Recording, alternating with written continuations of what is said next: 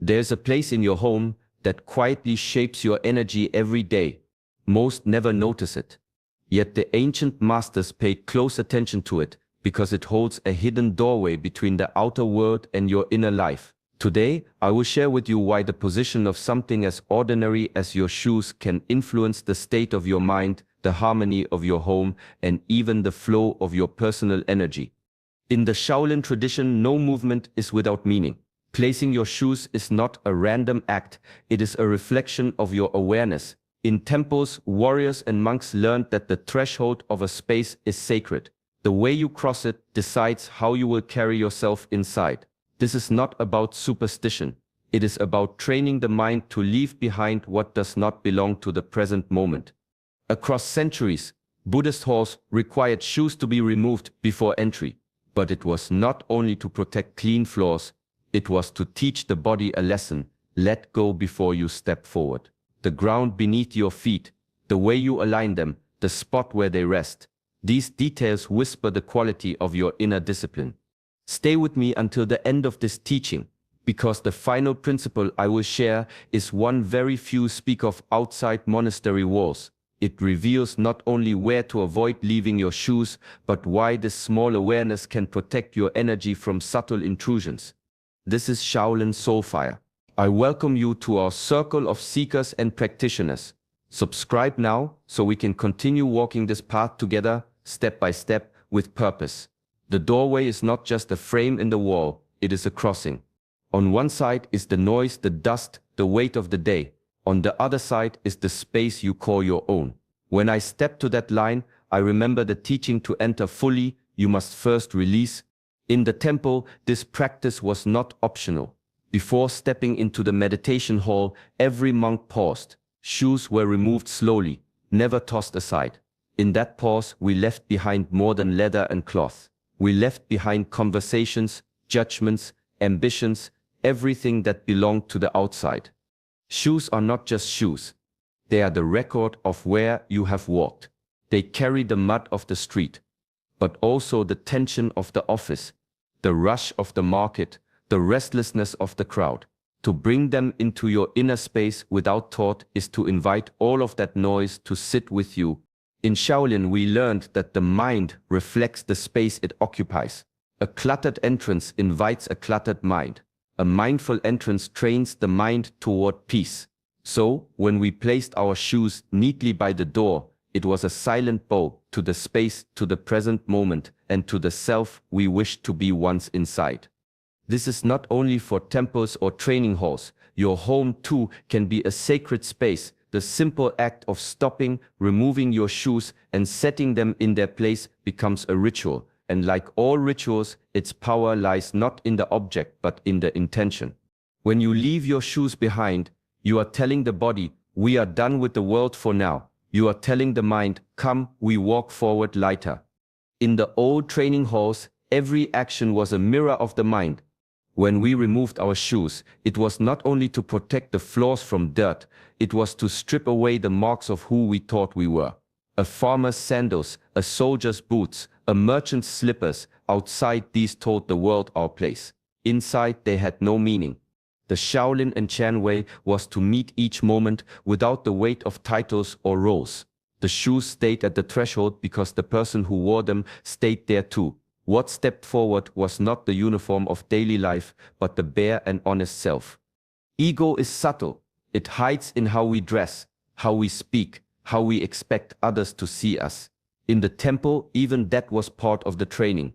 The simple ritual of leaving shoes behind was a reminder you are not your status, your job, or the path you've walked before this moment. Stepping barefoot onto the wooden floor felt like entering a different world. The air was cooler, the light softer, the silence deeper. Without the armor of identity, the body relaxed. The mind followed. There was no need to defend or impress, only to be present. Over time, this practice built a quiet kind of strength, not the strength of force, but the strength of someone who no longer needs to cling to an image. Discipline became less about rigid control and more about letting go at the right moment. This is why even the smallest acts mattered. They were seeds of mastery. and each time the shoes were left at the door, it was another step toward stillness, toward the self that exists when the ego finally rests. A door is often seen as nothing more than a barrier between inside and outside. But in the old traditions, it was never just wood and hinges, it was a threshold between two worlds. How you crossed it shaped what awaited you on the other side. In Shaolin life, the entrance to the training hall was approached with the same care as the hall itself. The step before the door was deliberate. The breath slowed. Shoes were placed neatly, aligned with precision. This was not formality for its own sake. It was a way of telling the mind we are entering a space of focus, respect, and clarity. When you treat your own home with that same reverence, it changes. The moment you arrive is no longer a hurried transition from one task to another. It becomes a ceremony, a quiet pause where you set down the weight you've carried from the world. A bow, even if only in your thoughts, to the place that shelters your rest, your growth, your solitude. This discipline does more than keep the space clean. It keeps your spirit ordered. It teaches you that every movement can be intentional, that even the act of opening a door can prepare the heart for peace. Over time, the entrance becomes a mirror of your inner state. Clutter and haste reveal a restless mind. Care and attention reveal a mind at ease. A sanctuary is not built only from walls and roofs. It is built from the way you enter it. When the first step inside is taken with awareness, the whole space feels different. And you begin to live not as someone rushing through rooms, but as someone who walks with purpose, even in the place they call home. In the quiet of the monastery, nothing stood apart. The sound of a broom sweeping the courtyard, the way a teacup was placed back on the table, the order of shoes at the door, each was part of the same living whole. In Buddhist thought, this is interbeing, the truth that nothing exists in isolation, and every small action ripples outward. When you place your shoes with care, you are not just arranging objects, you are shaping the energy of the space around you. That space in turn shapes you. A scattered entrance can pull your thoughts into disorder without you even noticing. A tidy, harmonious entrance can steady your mind before you take another step. The ancients understood this deeply. They trained not only in martial forms or meditation, but in mindful conduct with the most ordinary things. A master once told his students, "The way you fold your robe will decide how you speak tomorrow." It was his way of saying that discipline in one act naturally flows into the next. Interbeing teaches that your state of mind is never separate from your environment. The shoes by the door, the light in the room, the air you breathe, they are all part of the same conversation. Treating them with awareness is not decoration, it is cultivation. Over time, you begin to see that changing your surroundings is also changing yourself. You learn to act, not just for convenience, but for harmony. The shoes placed with care are a gesture to the space responds, and the mind feels the difference. This is the circle. Your action shapes the space shapes your mind, and the mind shapes the action again. In this way, every step is part of the practice. In the old Pali language, there is a word the Buddha spoke often, appamada. It means vigilance, careful attention, the refusal to live carelessly. It is the opposite of drifting through life without noticing the small things. In the monastery, appamada was not only for great decisions or moments of crisis. It was practiced in every gesture, every placement of the body, every object returned to its place. Shoes were no exception. They were never kicked off or left scattered. They were placed side by side, facing outward, ready for the next step. This was more than tidiness. It was a training of the mind. If you can be attentive with something as ordinary as shoes, you can be attentive in your speech, your actions, your thoughts. The discipline flows from the small into the great. Negligence begins quietly. One hurried moment, one careless placement, one "it doesn't matter" can lead to a habit of inattention. The ancients knew that once the mind accepts small negligence, it becomes easier to overlook the bigger things. The words you speak in anger, the duties you leave undone, the opportunities you fail to see. Appamada is the shield against this slow erosion of awareness. By placing your shoes with care, you are saying to yourself, "Nothing is too small for my attention." You are reminding the mind that the quality of your life is built from the quality of your moments. Over years of practice, this vigilance becomes natural. You no longer force yourself to be mindful, it becomes your way of being. Even the act of removing your shoes carries the quiet dignity of someone who lives with purpose, where every step is taken with eyes open and heart awake. In Shaolin halls, training was never just about strength or speed. Every movement was a lesson in awareness. The way a foot touched the floor, the way weight shifted from heel to toe, even the pause between steps, all carried meaning. Over time, the body learned to move without waste, without noise, without drifting from the present moment. That same awareness did not vanish when training ended. Masters carried it into daily life, walking across the courtyard, entering their living space, even stepping barefoot onto cool wooden floors. Each was approached with the same attention as a form or a stance. At home, the habit can continue. Removing your shoes becomes the first cue. Bare feet meeting the ground is the next. You feel the texture, the temperature, the firmness beneath you. You slow your pace. You notice the rhythm of your breathing. In this way, the home becomes an extension of the training ground. Ancient teachers understood that awareness is a muscle. It grows stronger with repetition, even in the smallest acts. A mindful step in the hallway holds the same essence as a mindful strike in the training yard. Both require presence. Both dissolve distraction. This practice changes the quality of the space itself. Rooms entered with awareness feel calmer. Movement becomes quieter, lighter. The mind settles without effort because the body has been taught to arrive fully, not in fragments.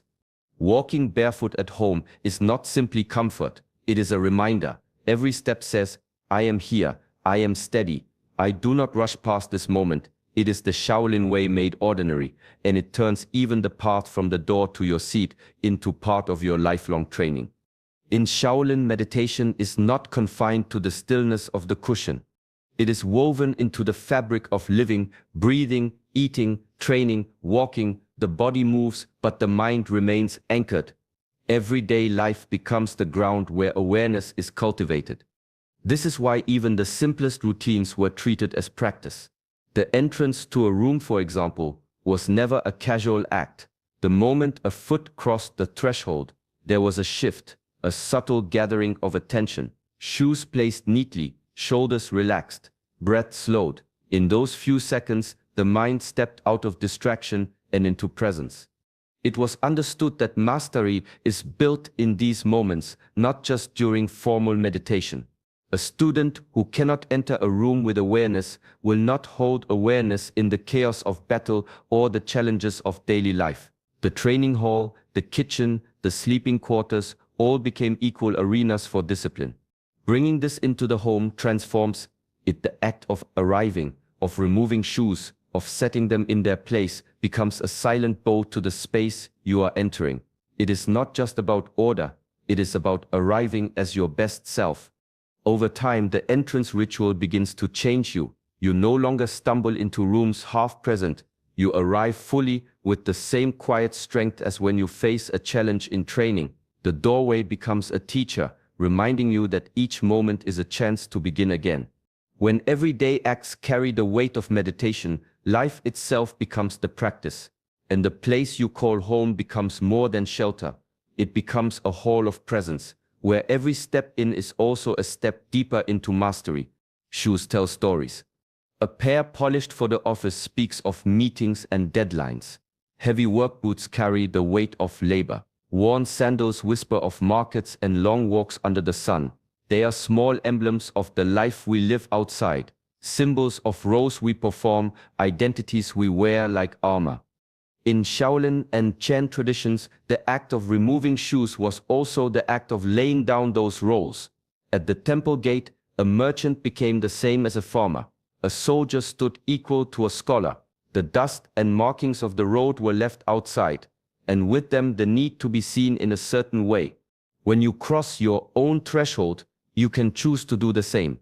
To leave your shoes behind is to say, I step into this space as simply myself, without the labels of the day. It is a small rebellion against the mind's constant need to hold on to identity. There is a deep discipline in this. Letting go sounds effortless, yet it is one of the hardest skills to master. The ego clings tightly. It wants the shoes, the story, the proof of who it believes we are. But each time you set them down with intention, you weaken that grip. Inside, barefoot, you feel lighter. The ground greets you directly. The mind loosens its hold on titles and appearances. You begin to see that you are not just the person who walked through the world a moment ago. You are also the one who can walk freely without those layers. This is the quiet power of the ritual. Shoes remain at the door. The self that wears them stays there too. What enters is presence, unadorned, unburdened, and real. The first time bare skin meets the floor, there is a quiet shift. You feel the coolness of stone, the warmth of wood, the soft give of woven mats.